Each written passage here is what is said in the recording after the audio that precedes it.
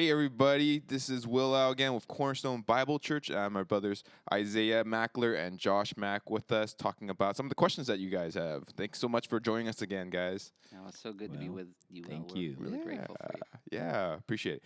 I thought it would be fun just to jump off and start this Q&A with our pastors with one of the fun questions that we have. And one of them I thought about was, what were you guys like in high school? If you guys were to describe yourselves, what were you guys like in high school? Because I know I was the type, like some people think like, oh, Will's so extroverted and stuff. I was the guy who was the awkward guy. Okay. Yes. Oh, wow. And That's a and the shocker.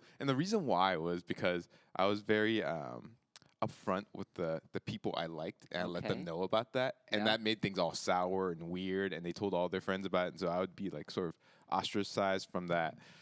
But yeah, I was sort of the awkward guy in high I'm school. not sure I believe it. I'm definitely, I'm definitely, people think like I'm this guy in high school. I was definitely not that Oh, guy in high man. school. I was younger. I know that. That's one thing that was true. I mean, You didn't have a beard I or didn't anything have a like beard that. yet. Yeah, Wishing that's I what I had was the gonna say. beard. I was earnest, I think, and yeah,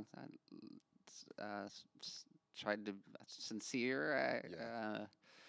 Well, I know you played basketball, so I were you like a did. captain of your basketball team? Were you like the I Letterman's always got the jacket? Barnabas Award or something. They like the the encouragement award for the guy who can't really play, but let's give him a trophy. Yeah, Got it. Yeah. I was good at losing. It's a skill. Yeah, The morale player, right? Like Yeah, everyone, totally, like guys. you can't just give up. You gotta keep trying, doing your best. Isaiah, you? I don't know. That was not. What was I like in high school? Did you have a shaved head? Did I have a shaved head? No, I did not have a shaved head. Did you No. wear glasses? I did wear glasses. A Seahawks hat a lot. I did not wear a Seahawks hat because Okay. I grew up in Detroit. the Midwest. Oh, No, Okay. in Youngstown, Ohio. Yeah, so I don't know. I mean, so it was interesting. It was a time when not a lot of people were homeschooling. I was homeschooled up to my senior year of high school. I was pretty much a nerd. I loved school. I loved the Lord, loved kind of home Bible studies and stuff. I was helping in like some child evangelism fellowship, kind of like backyard Bible clubs. That's awesome. But yeah, at the same time, I was really self-conscious, and that's probably a lot of self-focus. And it was not a ton of fun. Yeah. High school was not. I don't really remember that as a ton of fun. Yeah. But Yeah. I feel like I don't know. but I was homeschooled too, so it was less. it was less bad than what a lot of people have. Because I was just awkward by myself rather than awkward in a school of 1,000 people. I'm not trying to pick President of your class, probably. Yeah, there you go. Yeah. valedictorian. Yeah. Yeah.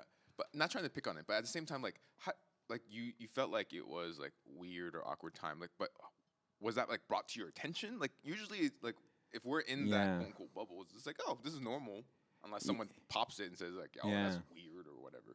Yeah, well, yes. So these are the deep things of life, you know what I mean? But like, as a stuttering homeschool teen, there were not many other homeschool people, and so just whatever social sphere I had, I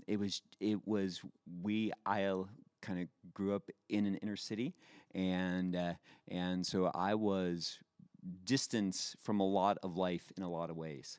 Purposefully, your parents did that, or just No, society? just I didn't listen to rap music, and I couldn't play basketball, and there's just a lot of things that I did not do well, and so I was the nerd who just rode his bike to the comic book store, and yeah. So, but the I'd Lord like is to good. imagine you listening to rap music, though. That would Yeah. with your hat on backwards. Yeah. Yeah. Well, I don't even know what to say. So it's an awesome story, and I may have told you this, but so I grew up at least for about 3 or 4 years. I think it was 3 years going to a large inner city, almost all black church. and the kids asked me, and I weren't really friends with many of them, but asked me if I liked the vanilla ice. And Nice ice, baby. yeah, there you go. So I'm like, I don't know, I've never had it. And so whatever, there's my one opportunity to be cool, and it was gone. It was gone. So there you go. And that was my high school. Yeah. That was my high school experience. I never had it, so I wasn't cool. But then, so do you feel like college-wise, that was like sort of like that, not necessarily redemption, but it's just like, okay, I'm able to like break out of this mold of like a homeschooler, this, that, Yeah, and the do other. you want Because I felt like that was for me in college. I was like able to redefine myself to some degree. Yeah. So starting my senior year of high school, I went from being homeschooled to taking a couple classes at a public high school so that I could do the college classes at our local college. So I was going full time and really didn't have a problem. And I think that some of, again, and you said kind of being earnest, like growing up, having gone to a lot of home Bible studies and home churches, I really had far less problems kind of talking to adults than I did to kind of peers, and I just was struggling to find a lot of like common interests or common ground, and so I loved college.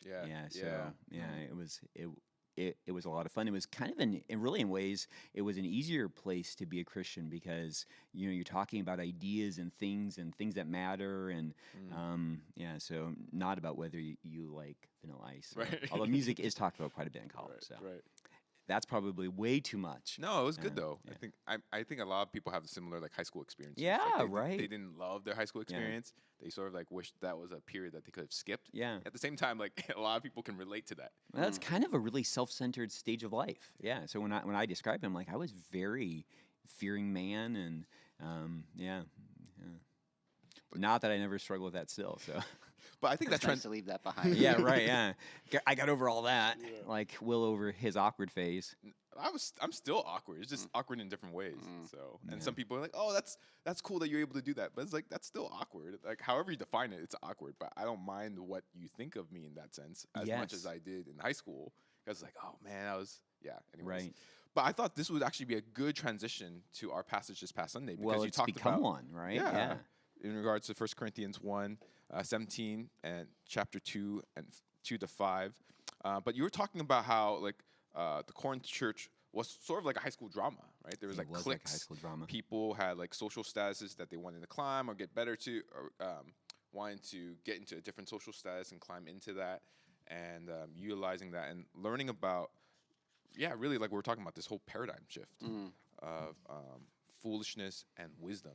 But this is from the eyes of God, right? And so I wanted to jump into that in regards to one question that came out was, especially with, I don't know, whether it be adults or even students and youth, they can be doing really well academically, they can be doing well athletically, they could be the captain of their team, or they could be probably on track to be valedictorian, or you're an adult, you're a C-level executive, or you're doing really well as a small business owner, or you're doing great as in this role or this environment. Like, are we to sort of like renounce that in light of what we've learned this past Sunday, or how do we live in light of those quote unquote status or positions in light of what we've learned this past Sunday? Yeah, I think this is an important message, a fundamental message, absolutely pivotal kind of message for a lot of different reasons. But one of the things that it definitely reminded us was that we are constantly being taught a way of thinking about the world. And from babyhood, we're being taught a way of thinking about what is success, where you find your identity, how to find honor, what is shameful. People have said we're being catechized by the world. That's an old word, but we're constantly being catechized by the world. Even if you grow up in a Christian family, it's like the air that we breathe. And so when we become a Christian, we're embracing a completely new way of looking at the world. We're not just believing a certain set of facts, but it's like a whole different paradigm, a whole different way of thinking about reality, what's important, what is honorable, what is shameful. And if we don't work hard at recalibrating our life according to that new worldview, then it's really likely that we're going to continue to be coming to church or doing whatever and actually doing Christianity and living our life not so much in light of this shocking new message that we've embraced, but instead this other message that is being taught us 24/7. And so Martin Luther used to talk about this as a theology of glory versus a theology of the cross. And Americans we're great at being theologians of glory, but it was happening all those years ago as well. It's just the way that the world works. And what he meant was that we tend to think God is accomplishing his purposes in this world the way we would expect. Right. So the way that makes sense to our eyes. And so that's glory. We think the way God works in this world is just in big, powerful, successes. And yet the way what Jesus shows us is that actually no, God is working in this world in pretty much the opposite way. Like a crucified man, rejected by all his peers, is the one who changes everything and is the greatest success in the history of the world. So that is a new paradigm, a new way of thinking about life. And so if a person is saying, I'm a CEO, I'm all those things, it's not so much that the Bible's asking them to think, oh, you should feel bad about being a CEO. But it is asking them to think, okay, let's look at where I'm finding my identity, what is driving me, and is it actually the world's agenda or the cross? And so if it's the cross that is driving us and this new way of looking at the world, then we just rejoice in the blessings God gives us, and we have to recognize that sometimes what we think is a success is actually a temptation. Like it's brought into our life as a kind of test, actually. It doesn't necessarily mean that we're not to enjoy it and utilize it, but just to recognize it for what it is. And it is important that Paul says that not many of them. So not many of you were wise, not many were powerful, not many were of noble birth, right? So really, it would not be the way that God works to say, I'm not going to save anyone of this class. Like, I'm not going to save any Jews. I'm not going to save any Gentiles, because then automatically the Gentiles would be like, well, look at me not being a Jew, right? I mean, so it's not like we can say, that CEO is never going to be saved, or if you're a CEO, you can't be saved, right? Paul just says that as God is working in this world, and even maybe specifically in this place, right? So in Corinth, although I think that is God's general norm of working in the world, but as we think about that people can boast in different things depending on what their culture is. So like I mentioned, like CEOs and MVPs, and because that is what we can boast in, right? We can boast in this whole fame thing, or we can boast in our bank account. So really what Paul is going after is the problem is a boasting problem. And God is going to do salvation in a way so that humans have nothing to boast in. So the CEO who says there's no way in the world why God would ever save me, he's got it. Yeah. Right? The CEO, he's like, wow, God's lucky to have me on his team. He's does not have it. He may not be saved. So it's not necessarily about the position, title, or status in that sense. Like, oh, you're a CEO, now you got to be a janitor or whatever. No, like, right. It's not like give that. Like you're talking about, it's that boasting aspect. What is our identity found in? But that doesn't mean that I'm going to say no either. Like you don't. Right. Scripture does not tell us you have to give all those things up, except Scripture again says, Jesus says, you have to follow me. So you have to pick up your cross and follow me, and that is probably what Luther's talking about is the glory of the cross, right? This is going to be such a different way of doing life. And so, yeah. So he does again and again say, you do have to give it up, but we know as we flesh that out, he doesn't say that specifically to every rich person, you need to sell everything that you have, but it is about where our boast is and where our confidence is and where our identity is. So there may be people in whatever stage of life that as they, are coming to Christ, they're like, this is such I'm like, my confidence is based on this. I have to run from this thing that I put my confidence in. And, Yeah. I think to make it about being a CEO or a janitor is really kind of to miss the point. It's like to take the I whole. hope I just didn't miss the point. No, you okay, didn't. Good. Phew. But not at all. But to take that old paradigm. Yeah. So now it's got to be about me doing this. No, the point is, Let's boast in being janitors. Yeah, right. Like, no, that's not the point either. It's actually about Christ. It's about Christ. And later in the scripture, James helps us apply this, I think, when he talks to the rich and the poor. And he actually says to the rich man, boast in your humiliation. And he says to the poor man, boast in your exaltation. And you think that's the exact opposite of what the world would be saying to the rich man and to the poor man. The world says to the successful person, you find your identity in how great you are. And to the poor person, find your identity, or be sad that you're so poor. Even the word poor, right, is an identity. And so James is saying, no, in Christ, those world categories don't matter anymore. If you're rich, what you should really be exulting, and you need to boast, but you need to boast in the fact that you have been stripped of, you've recognized that you need Christ.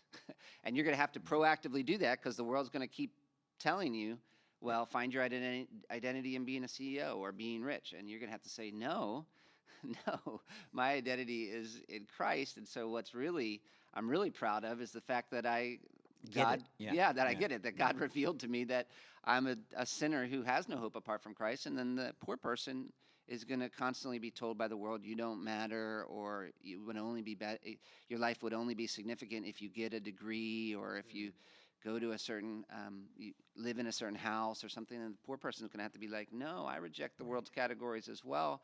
I've been exalted. I'm in Christ. I have every spiritual blessing in the heavenly places. And so I'm not going to focus on what I don't have according to the world. I'm going to be boasting, exalting in what I have in Christ.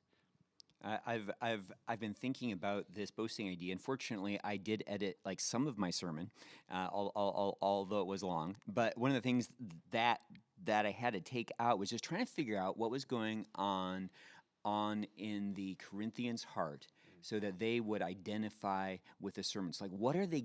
I mean, with a sermon, with a preacher. Like, what are they gaining from that? So they're boasting in their allegiance to a person. Right, so they're gaining something from this, and so I just wrote a little here. So this path, it was a way to identify, to influence, to being someone, to getting glory. Okay, so to getting glory by sharing in another's glory, but that's relying on something besides God. So this idea of boasting is to rely on something besides God. So this is so cool, because if you're reading the Old Testament prophets, this was a major part of their problem, right? Where they were always looking for someone else to save them besides God, right? So that is boasting, like they were looking to Babylon to save them, or to Assyria to save them, or to Egypt to save them.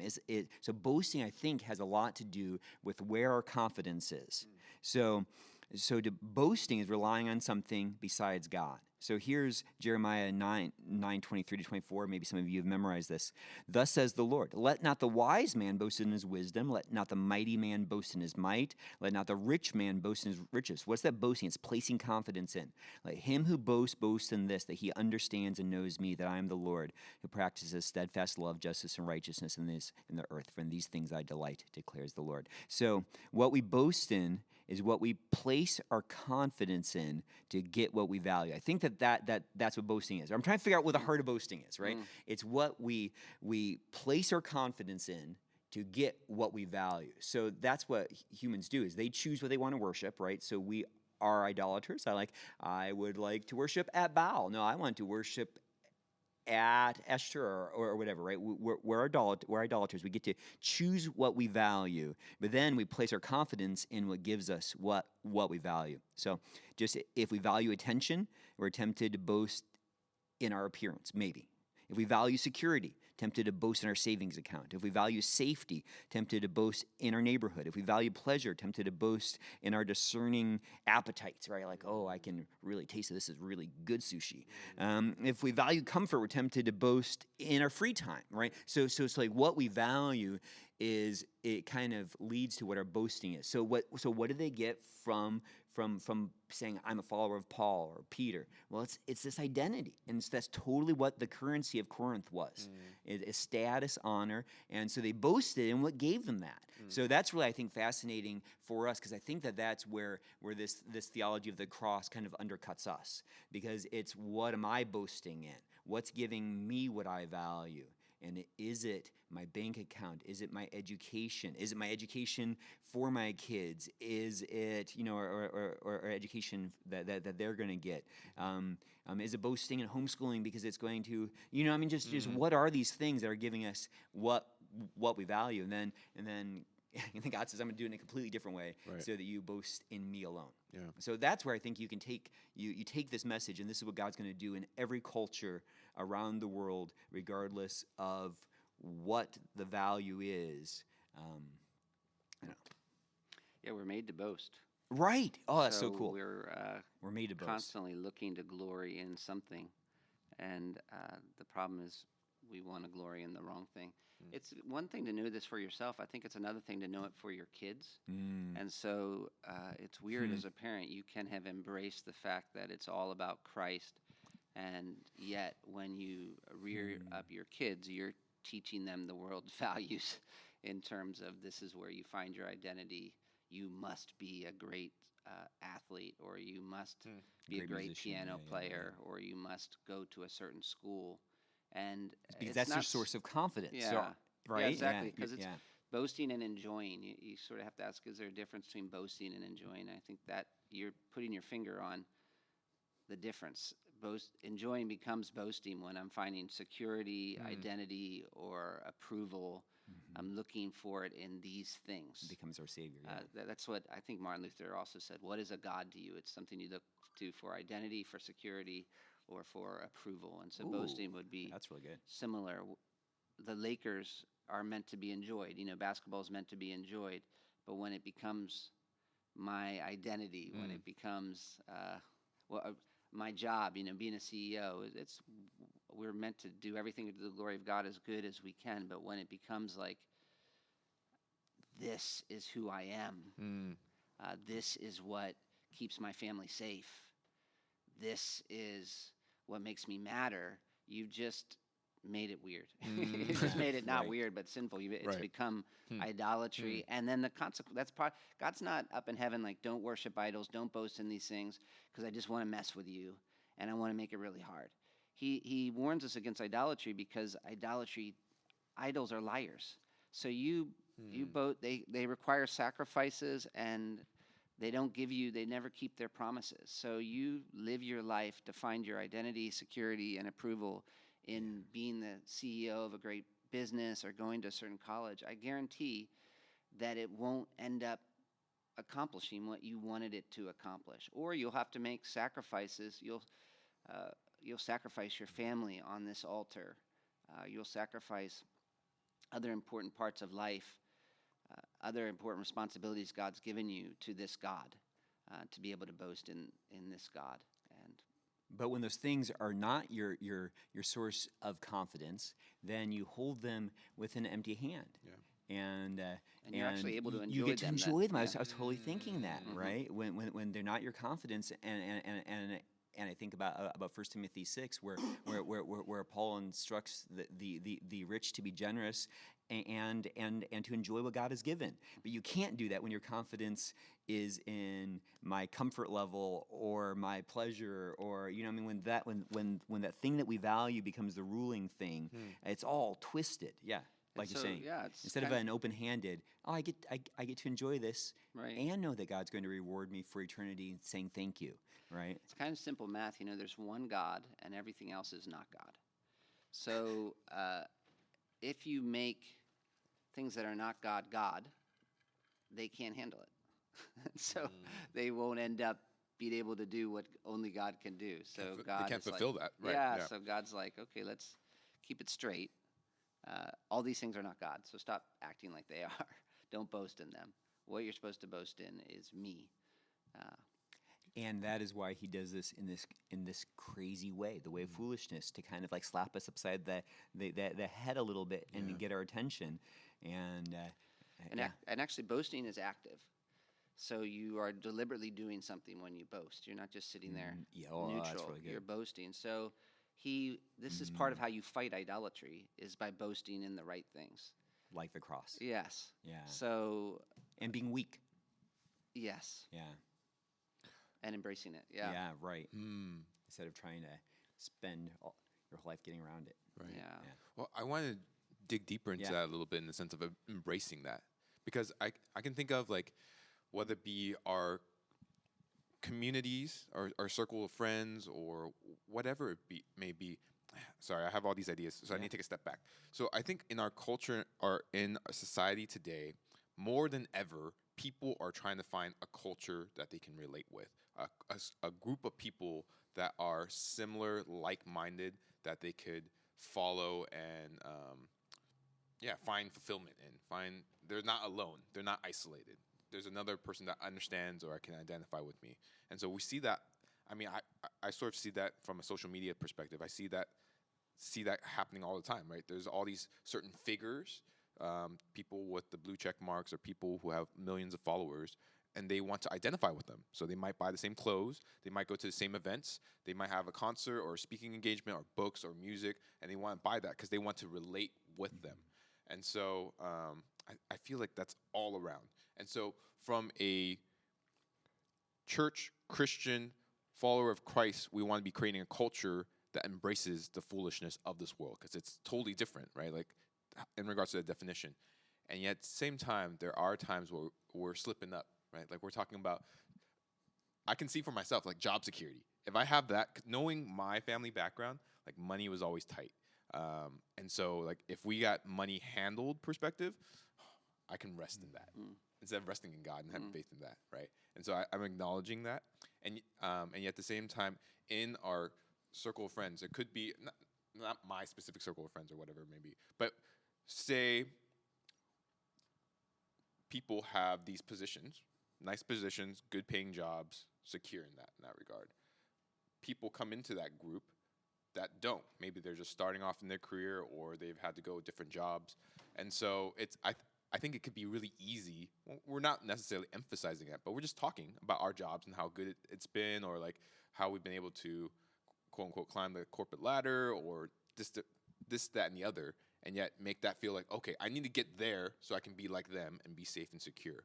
So how can we fight against that? How can we, this is a long-winded way to ask the question, but like, how can we be creating a culture where, yeah, we're emphasizing the things of the gospel in that sense? Yeah. Well, one way that God has helped us is by giving us examples. And so Jesus, first of all, is an example. And Paul brings him up in Philippians chapter 2 as an example. He is equal with God. And yet what did he do? He did not consider his own interest, but considered our interest better. And so he humbled himself, actively, proactively humbled himself for our good. Paul is another example. He's an example here in Corinth, where he's like, you know what? In chapter 4, he says this. Yeah, I'm living my life a different way. And then also Paul in Philippians says, set your eyes on, find examples of people who are living according to the gospel values. Look at what choices they make and the direction of their life, and then seek to imitate it. And this is part of why we have a church community and why we need to be in each other's lives talking about these kinds of things, because we learn by imitation. But a great picture, I guess, of the new lifestyle would be, somebody's described it as the J curve. And so Jesus suffered, died, and then rose again. And so that is how we're saved, first of all. But when Jesus talks about discipleship, we're going to see in Luke, he also brings that up as, hey, this is the age we're living in. This is discipleship in the era of the cross. It means that you need to pick up your cross and follow me. So I'm doing this, then that's setting a pattern for how you live your life as well. And so you want to lean into the cross way of living life. And that means, there's just a million different ways of dying to yourself on a daily basis. That's not, so we're, in our culture, we're trained to think of that as the worst. That's a failure. Anytime when it's uncomfortable, anytime when it's awkward, anytime when it doesn't look like it's succeeding, you need to get out of that as quickly as possible. You just failed. But on the other hand, lean into it. When the Lord brings that stuff into your life, lean into it. I'm doing this in faith. Right now, he's called me to sit here with this awkward person and have this long conversation that feels like a death to me. I'm leaning into it. I'm leaning into dying for Jesus' glory, trusting that this is the pattern of life. I being in my home with my kids. I'm spending time with my children, having conversations. I could be out there making all kinds of money and becoming a CEO or speaking at important events, and there's a place for some of those things. But I value this moment on the floor with my 3-year-old daughter doing this as a way of dying. I'm dying here because I'm leaning into the cross way of living, that this is a moment that matters, not just because it brings me satisfaction, not just because, 5 years from now I'm going to see the fruit of it, but it because I trust God that this moment matters to him. Well, and how cool that it doesn't end with the cross, right? Because Jesus suffered for the joy that was set before him. He knew that it was not ending at the cross, and of course that was his. I imagine his greatest act of faith was knowing that it's not ending at the cross, right? So he believed in the resurrection. So as we are dying to ourselves, as we embrace, and this is why Paul, in 1 Corinthians 4, as you mentioned, he says, follow my example. And he just talks about in 4, 11 through 13, the present hour we hunger and thirst. We're poorly dressed and buffeted and homeless, and we labor, working with our own hands. When reviled, we bless. When persecuted, we endure. When slandered, we entreat. We have become and are still like the scum of the world, the refuge of all things. Verse 16, I urge you then, be imitators of me. So follow me in death. Not that we have to, say, I'm going to go be homeless, or I'm going to go and say, please treat me like scum. But I'm going that way so that we can be pitied if we don't rise from the dead, right? That the resurrection of the dead. So if we work as CEOs, great. Sure. If we work as janitors, great. Let's do them both in the way that our lives are crazy if we don't rise from the dead, right? I love talking about this because I think there's a million different ways we try to get out of dying to self. And one way we try to get out of it is by thinking of it as totally connected to our life circumstances. So if I'm not homeless, if I'm not living in Timbuktu, then I guess I can't live all out. I can't just live kind of embrace it. Yeah, I live in the Orange County. He's so come on. I guess I just cannot die to myself either. I got the beach here. Got all the food so and I weather. guess I just got to live for myself. But it's no, actually, the reality is, you're a CEO and you're listening to your employee, and you're putting his interest above your own and above that of your company in a sense. You're dying to yourself. That's a big death to self. There's a million moments where you can embrace the way of the cross, when you're comfortable. God has given us this particular setting in which we live. That's one of the big shocking things when I lived in a poorer area, was realizing even if I tried to be as poor as the people around me, I couldn't be, because I just have I have so much access to resources all around me. So if my hope is I'm going to somehow be as poor as others, that's the only way I can be justified, then my life circumstances kind of doom me, because I've got all these connections. So it doesn't mean that, of course, I need to be giving and generous. Yes, it does mean that. But my hope to live a life that's all out for Christ is not just found in a change of my circumstances. It's more found in a change of worldview. So this conversation I'm having with this person, they're talking for so long. But I need to listen. Mm. It's not all about me. Mm. It's Yeah. not like the appointments you need to get to. It's like, yeah, Yeah. exactly. I see what you're saying. It's like dying this. Yeah. It's a different way of looking at the world. And sometimes we try to get out of it by just making it impossible for us. Like, I don't live in Timbuktu, so I can't be a guy who picks up my cross. Yes, you can. You got a million different ways today that you can pick up your cross. Just pick up your phone and call someone to see how they're doing. Yeah. Yeah. Sometimes your flesh does not want to. Right. Invite somebody over into your house and have a meal with them that you wouldn't normally have a meal with this person. Be friends with people that have nothing to offer you. Right. That there's no reason to be friends with them except for Christ. It's almost taking the time to sit back and like meditate. Like, what are areas that I need to die to myself in? Right. Because like you have to identify that, and then by the grace of God, through faith, and pursue those type of activities. It really is where we're white knuckled. And we have them. And I think that's why Jesus told the rich young ruler to sell everything. He knew right where that guy's heart was. And it's probably, I mean, I'm guessing it's probably has to do with all the honor that comes with and so where in our hearts are we white knuckled? And it might be that when the TV show that we don't want to stop watching, even though our conscience is screaming, we know that we should, or any number of things where we're just clinging on Yeah. too hard. Yeah. Like, this is my free time or whatever. Yeah, it's about me, right? Yeah. I talking about like the community aspect of it, dying to self. Sometimes I feel like people don't want to communicate that because it's like sort of a false humility. It's like, oh man, I was dying to myself today. It's like, I don't want to necessarily talk about it. I'll just keep living this way and not want to like make people feel guilty because they're not doing it. But I think we need to reverse that idea upside down, because this is what we're talking about. What are we boasting in? Are we boasting in our jobs? Are we boasting in our academic intellect or our physical fitness or our photogenic memories or what? No, that's not what we're boasting in. We're boasting in God working in us to die to self. And this week, I had to die to myself multiple ways, and the examples you guys talked about, and that it can encourage others to imitate that, right, and be sharing that.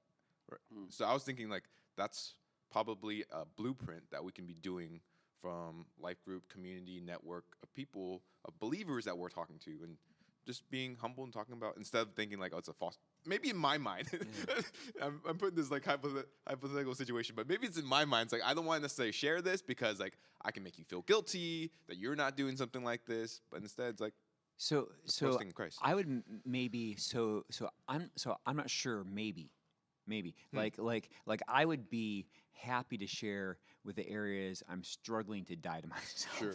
Because there's real value. I'm not saying that there's not value. I'm just kind of thinking through that. I think that I'm impacted by seeing people who I just get over time. They're dying to themselves. Like, I know So they're living in you that being out. here, Will, you could be doing something else Sure. now.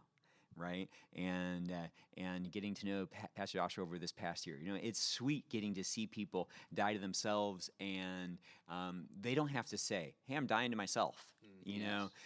So that is, I think, really neat to share. Like, guys, I've been struggling with this, and I'm seeing God's grace. Where I've given up my whatever sports because it was just too much of a temptation for me. I'm trying to put that time into praying with my wife. You could totally do that in a really humble way, where I think it's probably doing that kind of thing you are doing. But I don't know that I would put that on Facebook. Yeah, you know what I mean? Like, you but don't want to make that dying could to be self a real about blessing. self. Yeah. Right. But let me boast on how good I am at dying to myself. On the other hand, we do need examples. We do. And so if people keep the whole way they're thinking inside their head, we don't always know why they're doing what they're doing. And so, I mean, you do need a certain kind of relationship and to know yourself, but I've learned so much about being unselfish from watching my wife. And sometimes the way she'll say things, that even the last couple of days she's been saying, instead of waiting, using the word waiting, she's talking about enjoying. So she doesn't use the word waiting. She talks about enjoying, and she asks, what could I be? Enjoying that line. What could I be enjoying in this moment? What could I be thankful for in this moment? When we first were married, she was talking about, I used to leave my clothes on the floor. Even this morning, I saw my clothes were on the floor next to the laundry basket. And I was thinking about this and how she told me, Josh, I used to think, why doesn't he put his clothes in the basket? But now I think, well, I'm the one who's bothered by the clothes on the floor, so why don't I pick them up and put them in the basket? And That's for all the wives out there. no, but that actually was for me, because I was like, I know. wow, what a radically different way of looking at the world. Or this morning she was saying about that she's proactively trying to see how she can inconvenience herself. Why not me be the one who's inconvenienced for others? And so she had been up to 4:40 last night with McKenna at the hospital, and she had made a promise to the kids about going to Knott's Berry Farm today. And so she was still thinking about going to Knott's Berry Farm. And I was like, sweetheart, but she was saying the reason she was thinking was, I want to inconvenience myself. I want to be the one who's inconvenienced. And that is not bragging. That's actually, she's just in the nature of our friendship. We can talk like that. Yeah. And she's actually helping me see a whole new way of looking at the world. And that we need relationships like that. And Paul did that. He talked about I the just way read he's that. thinking in Right, Philippians and the way he's thinking but it has to be about Christ. Yeah. And anything good is from him anyway. So if we make it about ourselves, we're just really missing the whole point. Yeah, we're not getting it. Right. Yeah. And it's sort of what we were talking about too, Isaiah, in the sense of the message of like the reversal is in regards to understanding like it's self-emptying, suffering, and humiliation. Like this is what we're I don't know. I don't have the words to put it all together, but it's not necessarily all of what life is supposed to be about, but this is what's going to be in our life, right? Understanding that. Even Paul here in Corinth had to proactively be humble enough to not try to, he probably could have spoken like a lot of those guys, but he had to say, I am making a choice to teach in a certain way here. That will not wow you. That will not wow you. I'm going to have to go low, but the purpose is for Christ to go high. And that's so everything. different. How you do CEOing, how you do real estate. I'm going to go low so Christ can go high. And to learn by God's grace over many years of being a Christian to embrace that and not buck against that, right? Like that is, I mean, it's the dream. It's sanctification to say that this is the way. Right, like that's what Jesus said about dying to yourself and picking up your cross and following me. And so you're going to do that willingly. It's not going to be. You're not going to be made to by a Roman soldier. You're doing life in a whole different way. And to think that you're going to do that without thinking or doing some self-evaluation. Good. I was worried there. Like I have to do that without thinking. Yeah. No. You're saying it's good to do that with thinking. Yeah. Right. To okay, imagine good. that you could. It's going to be hard work. Yeah. Or without relationships with other people who are. You're just going to be sitting in your room trying to figure out. No, this is why you need normal, good, healthy, unrushed time with other believers who can present to you a different way of thinking about life. Well, and which is kind of the sad thing that seemed to happen in Corinth. I'm sure there were people who were thriving there, but when that becomes the whole culture, you stop seeing it. Right. Yeah. Well, it's been a really good time, brothers. Appreciate you guys. Again, feel free. I know there's some questions trickling in, and we'll be getting to that at the next Q&A podcast, or maybe we'll send a separate time to be able to do that. But yes, please keep sending in the questions so that we can address and talk through that and use this opportunity to do that. Thanks so much, guys. Yes. Yeah, appreciate it. Thanks. Look forward to the next one. Bye for now. Peace. Okay. See you later. Thanks, guys. Oh, thanks, Will. Yes, that was fun. Stealing a catchphrase. Yes.